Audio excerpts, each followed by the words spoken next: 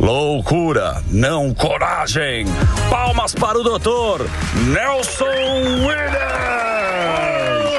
Olha o Nelson aí. Nelson. Fala, Nelson. Quem falou que ele não... Como é que você tá? Prazer. Caramba, cheiroso, meu. Legal. Nelson, primeiro seja... Categoria do advogado, pô. O que você falou? Cheiroso? Eu falei cheiroso. Tem mania de sentir Cheiroso. Deixa eu falar uma coisa, Nelson. Primeiro, obrigado pela sua presença aqui. Obviamente que você é um dos advogados do caso, né, do Gustavo Lima, que a gente vai abordar esse assunto. Mas você me disse que trouxe um livro aqui, então eu vou já divulgar o seu livro. Vamos lá. Loucura, não coragem, aqui, ó. Vou mostrar aqui o livro do Nelson. Aqui, ó. É isso aqui, né? Exatamente. Loucura, não. Coragem. Loucura, Você não. sabe por quê? Coragem. Por quê? Porque o que difere coragem de loucura, ou o que diferencia coragem de loucura, é exatamente o resultado. Então, verdade. Se der errado, é louco. Se deu certo, poxa, que corajoso, hein? Poxa vida. Boa. Nelson, a gente tem uma audiência imensa aqui na Jovem Pan. Eu te acompanho na rede social. É um sucesso. Ele é um sucesso na rede social. Acho que também pegou o caso do Gugu, entre outras celebridades. João Adib, ele estava lá. Tem muita gente, né, que eu vejo que você trabalha com a turma que é bem forte. Mas existe uma exposição bem grande sua na rede social, né? São iates, carros maravilhosos, Bentley, seguranças. E eu acho legal dividir com o público, né? Que a gente também, hoje a gente está muito na rede social também, a turma gosta de mostrar a vida. Por que você resolveu abrir a sua vida? Porque você é um homem de posses, né? A gente vive num país, né, que a segurança, a gente sabe como é que é, mas você resolveu uma exposição. Por quê, doutor? Bom, primeiro que...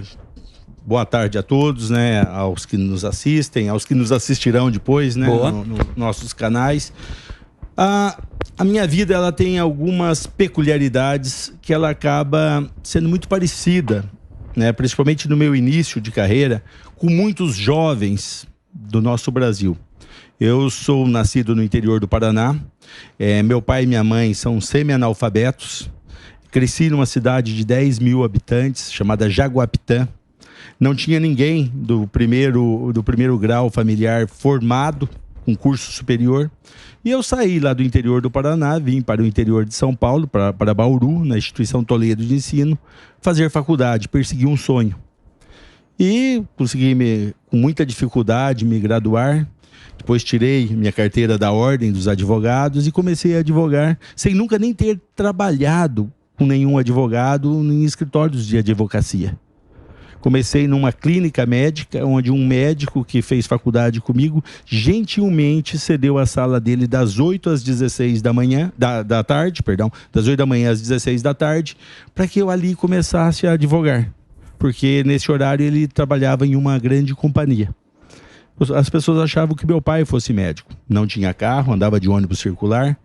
E eu tenho 53 anos, isso eu tinha 23 para 24 anos. Ou seja, eu comecei, vou usar aqui um termo do filósofo Karnal, eu comecei do 0 Fahrenheit, ou seja, comecei do negativo. Levei um ano até comprar meu primeiro carro, comprei uma Panorama da Fiat, isso em 1995, a Panorama era 1982, ou seja, era um carro bem judiado. Panorama, não sei se você sabe, Nelson, eu tenho um escritório que é divisa com o seu no 6º andar lá do Senu, aqui em São Paulo. Nosso Betinho. O Alberto, um abraço, Beto. Moisés, que é cliente e amigo dele. É meu irmão. Eu sou amigo eu sou desde a época do pai dele. Seu Hernani. E que transferiu ele lá da Best Life. Mas eu ia te perguntar o seguinte. É que ele falou da Panorama. Grande Panorama. E aí, eu queria que você contasse a história da colisão da Panorama com o Ômega. Então vamos lá. Logo do começo de carreira, situação extremamente complexa financeiramente, e eu consegui a duras penas comprar essa Panorama. Eu tenho quase 1,90 m, imagina eu dentro de uma Panorama, né? Uma caixinha de fósforo. Certo. E eu tô ali visitando clientes, fazendo meus contatos, isso tudo em Bauru. E tô subindo uma avenida lá, uma Rua Genormeira. De repente tinha na época um Ômega, que era um carrão, tinha acabado de chegar no Brasil, os primeiros Ômegas, né, da Chevrolet. Dá uma brecada e o meu carro tá sem freio, vem, dou na traseira do Ômega. Aí eu falei, meu Deus do céu, Saio do carro, a dona, uma senhora muito elegante, desce do Ômega, preocupadíssima, olha atrás. Ela olha no para-choque do carro e falou: nossa, será que afetou o motor? A senhora achava que o motor do Ômega fosse traseiro, né? Falei: não afetou o motor, não. Aí se junta aquele aglomerado de gente, eu sento meio que na sarjeta, assim, pensando: meu Deus, estou arruinado. Estou arruinado. Como que eu vou pagar isso? Sabe que quem bate na traseira de outro carro é o culpado. Já era. Aí eu sentado assim, passa uma pessoa, e eu de paletó, tá? Vestido de paletó. Tava pensando nisso. E aí passa assim uma pessoa e vê eu meio sentado assim no meio fio. Aí olhou pra mim e falou assim: ih, esquece, isso daí não vai ter condição de pagar seu carro nunca. O cara achou que o Ômega fosse meu. Então, essa é a história de meu início de carreira. Sim, mas então vamos lá, para responder a sua pergunta. O que acontece? Com essa história toda, e graças a Deus, Deus me abençoou, e muito trabalho, também uma equipe maravilhosa me ombreando. Em tenra idade, eu fui agremiando um grupo de profissionais que vieram trabalhar comigo, e foi tendo sucesso. E o que acontece? Eu acredito que o sucesso, e eu posso falar isso até hoje, graças a Deus, ele deve servir também de inspiração. Boa. Então, a minha ideia, o que acontece? Em 2018, eu estou fazendo uma live e com o Conselheiro Federal da Ordem dos Advogados do Brasil, do Rio Grande do Norte, ele, professor da faculdade de lá, ele falou para mim que as pessoas não se sentiam motivadas, os alunos de direito não se sentiam motivados com a profissão. Porque eles achavam assim que a pessoa era advogado porque não tinha opção, não tinha conseguido passar no concurso para juiz, promotor ou ter seguido carreira, por isso que ele era advogado, porque eles não tinham uma inspiração. Alguém que ele se inspirasse, alguém que tivesse dado certo e que realmente alimentasse um desejo de ser igual. Legal. Ou de pelo menos servir de inspiração. Quando eu escutei aquilo, eu falei: quer saber de uma coisa? Eu tenho sido tão abençoado com o meu trabalho, né? Praticamente, eu falo assim, a minha vida foi transformada pelo direito e pela advocacia. Hoje nós temos inúmeras outras empresas, temos corretora de seguro, temos outras empresas, mas minha vida foi transformada pela advocacia, exercendo a advocacia, com o escritório de advocacia.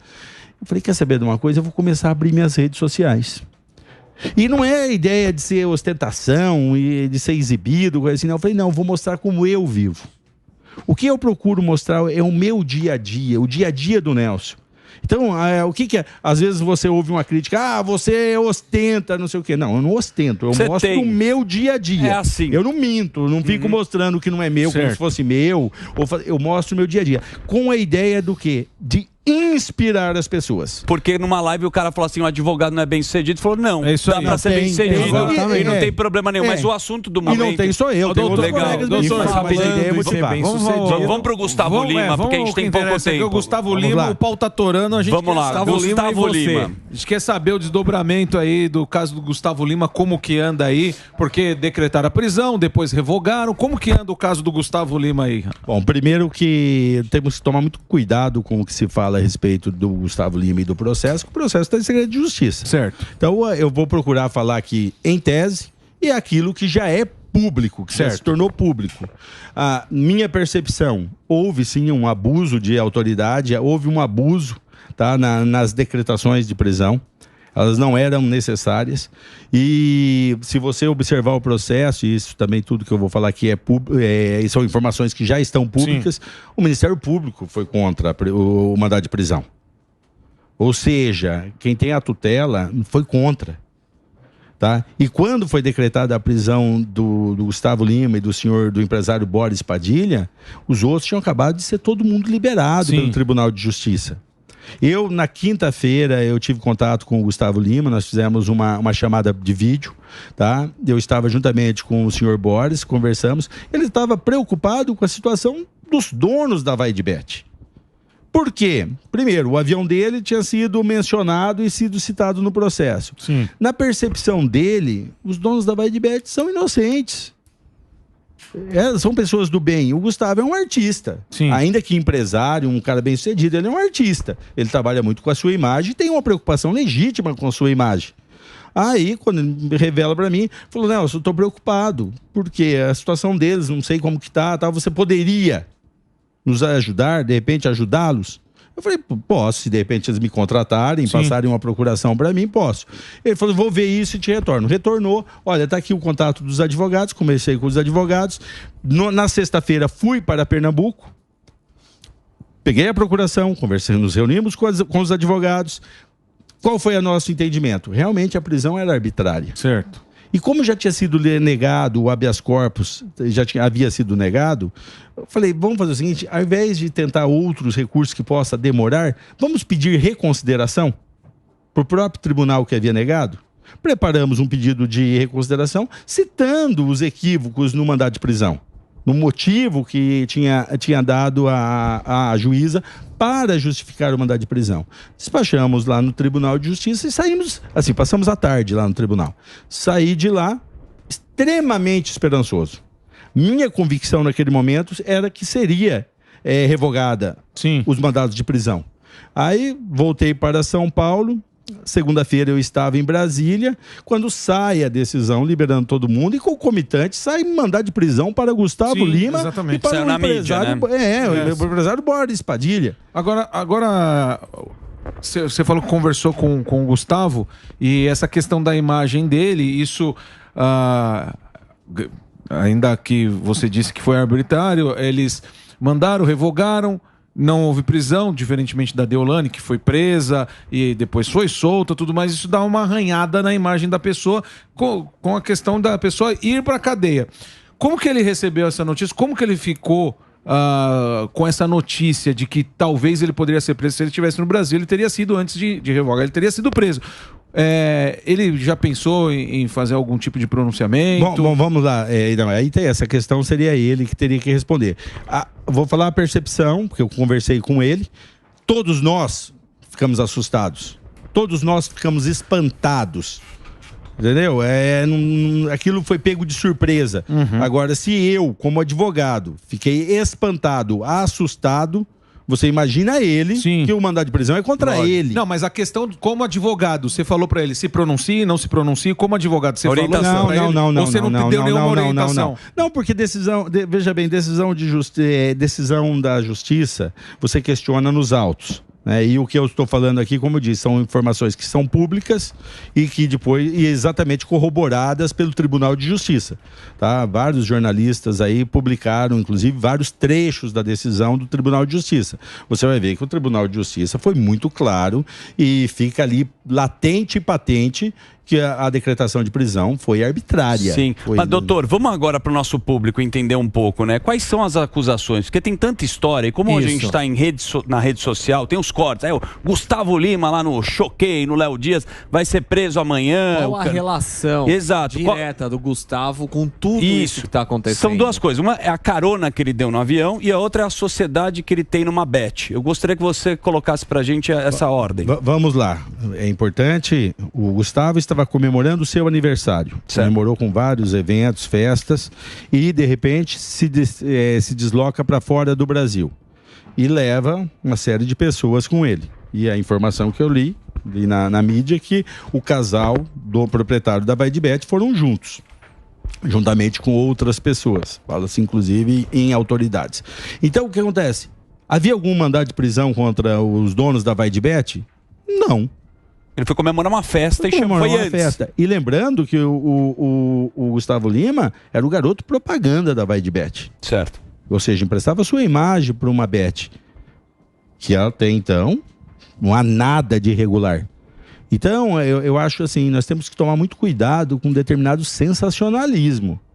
O Gustavo Lima não praticou nenhum tipo de delito, nenhum tipo de infração. Ele simplesmente foi comemorar seu aniversário com vários convidados. E não apenas com os proprietários da Vaidbet. E lembrando novamente, é importante salientar, Gustavo Lima é um homem público. Certo. É um homem público. Você imagina quantas pessoas... Eu, por exemplo, que sou muito infinitamente menor do que ele, sou rodeado de pessoas, fotos, participo de eventos, participo de festas, vou na casa deste, são coisas daquele. distintas. Ou seja, amanhã acontece alguma coisa com alguém... Sim, mas o que você está falando aqui, e eu acho que é legal a gente pontuar, é que o Gustavo, cantor, né, pessoa pública, influenciador, ele foi contratado pela Vai de Bet, né? Vai de Bet. Foi lá, é contratado, aí você vai lá e faz uma publicidade. Tem uma outra questão, é se além de contratado, você tem sociedade com a empresa, que o Sami sabe explicar muito bem sobre isso. Não, o que eu tenho visto com alguma preocupação, e eu, na minha percepção, tem um exagero da mídia em relação às bets. Por exemplo, falam assim, as pessoas gastaram, que é o termo que a mídia usa, 20 bilhões de reais no mês com aposta esportiva. Então tem muita gente assim, você tem a conta no Bradesco, você tem, por exemplo, você tem 10 mil reais e você transferiu para casa de aposta, não significa que você perdeu esse dinheiro. Tá lá. Outra coisa, eles pegam o Pix que foi feito da aposta, mas, em média, 5% fica para casa, que paga custos, paga impostos, e o resto ela devolve. Então, se uma pessoa, vamos fazer números redondos, pôs 100 mil reais, 95 vai para a mão de outras pessoas. Então, fica como se fosse... A impressão que eu tenho é que eles querem falar que as casas de bet são um grande malefício do Brasil. Como se não tivesse, por exemplo, jogo do bicho, que é uma contravenção histórica. A gente já viu casos de cassinos clandestinos aqui mesmo na cidade de São Paulo. Qual que é a sua percepção sobre isso? Porque parece que falou bet, você está falando de um crime. E não é. Eu lembro daquela música Taca Pedra na Geni? Claro, do Chico Buarque. A minha percepção é que a Geni da vez são as bets, as causadoras de todo o mal, e não são. Importante aqui nós lembrarmos, todos que nos assistem, que as bets estão em processo de regulamentação. Sim. Encerra-se no dia 31 de dezembro, a partir do ano que vem, tudo regulamentado, tudo certinho. E estão sendo criadas diretrizes para isso. Sim. E essas diretrizes vão dirimir muitas dessas dúvidas. Grau de endividamento do apostador. Isso é uma coisa vital. Alguém não pode apostar mais de X% do seu rendimento declarado. Eu acho que tem várias formas e fórmulas de você conter. Existe uma série de políticas que vão ser desenvolvidas para que seja feita de maneira saudável. Jogo responsável. Um jogo responsável. E muitas das críticas que eu vejo na mídia procedem, eu acho que o papel da mídia muitas vezes é realmente levantar uma questão, agora também tem que tomar cuidado com os exageros, os abusos. As bets não são o grande problema do nosso país, sabe? E nós temos que tomar muito cuidado, porque de repente começa agora um processo de marginalização de algo que está legal, para quê? Para acabar com todas as nacionais e amanhã os estrangeiros virem e tomarem conta de tudo? Ou deixar só as ilegais. Ou as ilegais e tal. Então é muita cautela, muita responsabilidade. Nós temos lá no nosso escritório dezenas de bets que nós prestamos serviço. E a gente tem uma preocupação muito grande com essa regularização, com essa legalização de todo esse procedimento. E óbvio, de maneira responsável. Lógico.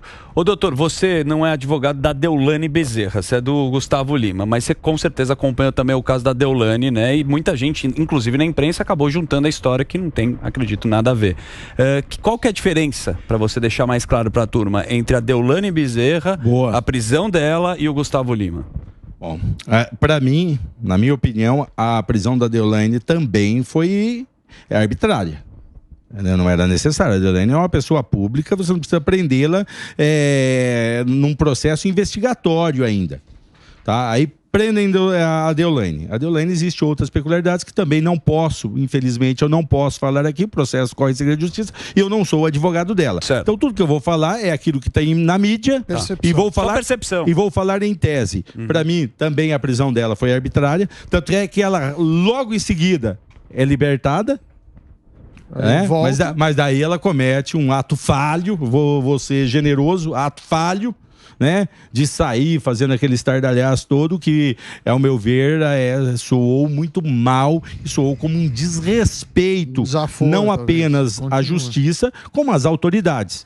E nós vivemos no Estado Democrático de Direito, onde as autoridades devem ser respeitadas. Elas podem até sofrer críticas, podem tudo mais. Só que a Deolane tinha como fazer isso através de seus advogados, se alguém tivesse que fazer. Jamais ela, na condição que ela estava. Então, ela cometeu alguns atos falhos que acabou dando no que deu, e agora, acredito eu, que tem aprendido a lição aí com esses, como diz ela, com esses 15 dias aí, por ter sido amostradinha, né? Boa. O termo, se eu não me engano, que ela usou. Doutor, fazer um break rápido aqui para nossa rede de rádios da Jovem Pan. Daqui a pouco a gente está de volta aqui com o doutor Nelson Williams, @NelsonWilliams. Daqui a pouco você pode entrar no Instagram dele, depois eu pedi pro Dedê para separar as imagens. E esse homem está na Forbes, coloca aqui, na capa da Forbes.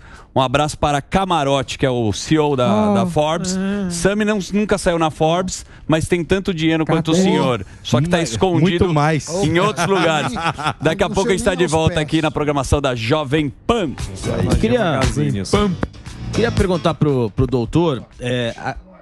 Tá no ar ainda. Estamos no ar, tá, doutor? No ar estamos no YouTube, nas plataformas digitais. Ô, doutor, o senhor está falando das prisões arbitrárias. Por exemplo, se um de nós aqui a gente vai preso, também passa pela mesma coisa.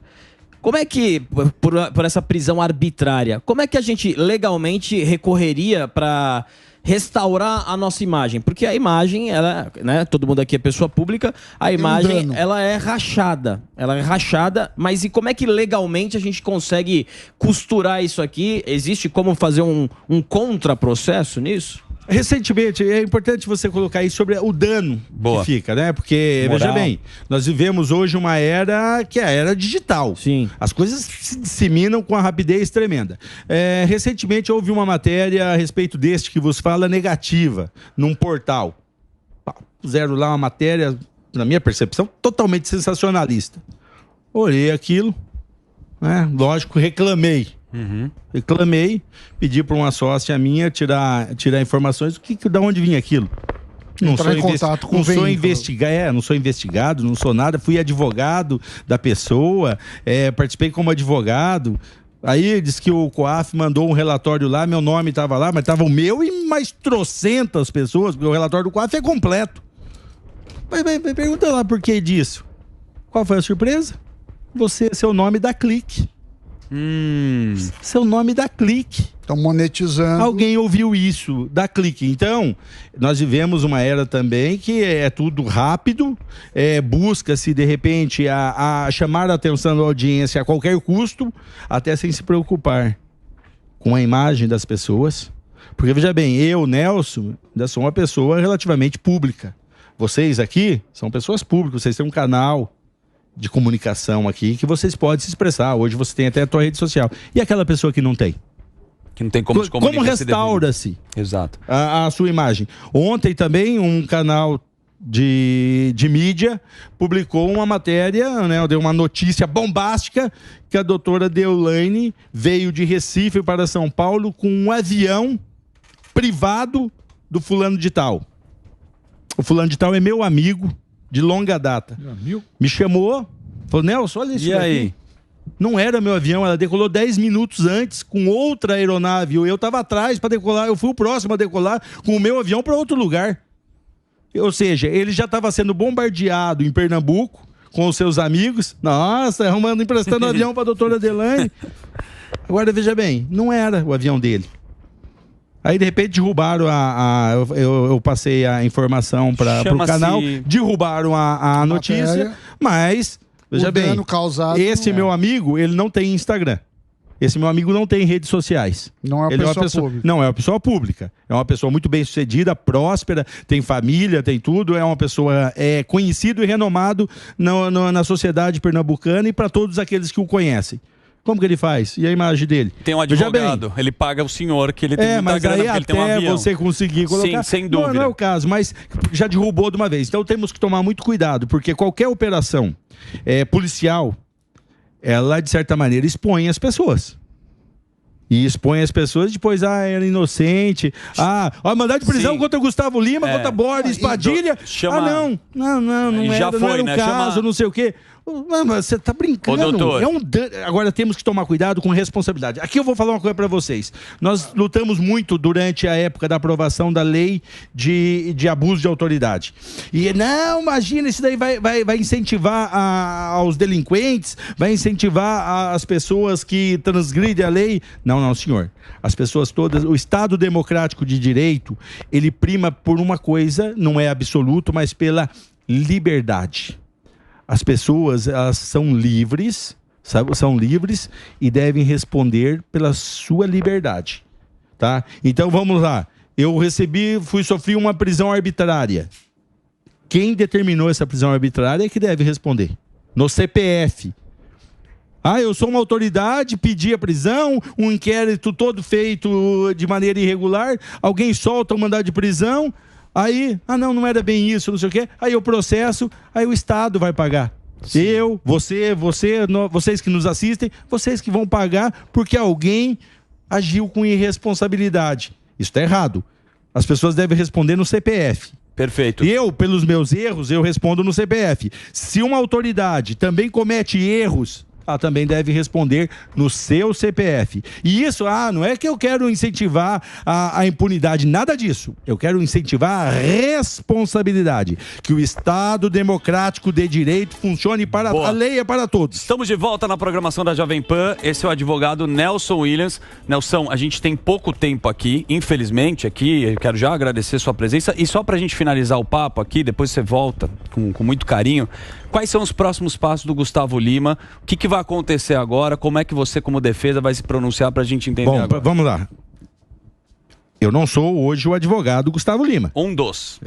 Veja bem, eu fiz um trabalho para ele naquele momento, quando ele me chama e pede e me autoriza. É importante deixar aqui claro. O Gustavo Lima tem uma equipe maravilhosa de advogados que com certeza estão trabalhando. Estão trabalhando. Ele me chamou no momento de crise, me chamou por vídeo. Inclusive houve um questionamento, quem era o advogado, eu acho que era um negócio mas os próximos menos passos. importante. O mais importante era exatamente o que foi conseguido, que é exatamente a derrubar o mandado de prisão, e o Gustavo Lima ele vai poder dar a sua versão desses fatos. Qual que é o próximo passo agora? É exatamente estancar essa questão do processo. Como eu disse desde o início, eu tive acesso ao processo. Minha percepção, esse processo ele é viciado na origem. Então, isso deve ser aí ao longo do tempo demonstrado, e tem gente que está com os bens bloqueados, isso tudo precisa ser liberado e o mais rápido possível. Por quê? Porque o dano é muito grande, já há um dano de imagem e também há um dano patrimonial. Então, eu acredito que isso os advogados dele, tanto do Gustavo quanto dos demais, vão estar cuidando e tal. Eu fui contratado de maneira pontual para um momento pontual e específico. E diante daquele momento, eu fiz o que deveria ter sido feito e não fiz nada sem o aval de meus clientes, nem dos donos da Vai de Bet e nem sem o aval do próprio Gustavo Lima, a quem eu dirijo aqui com grande apreço.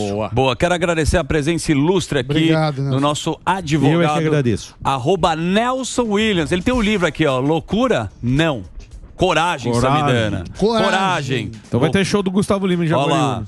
Então aqui o livro do Nelson Williams. Gustavo Lima vai ter show, então o Morgadão tá falando aqui. E Paraupeba. Obrigado pela presença ilustre, muito obrigado pelos livros aí. Obrigado pelo presente. Obrigado. Sammy quer combinar e dar uma carona no seu avião depois.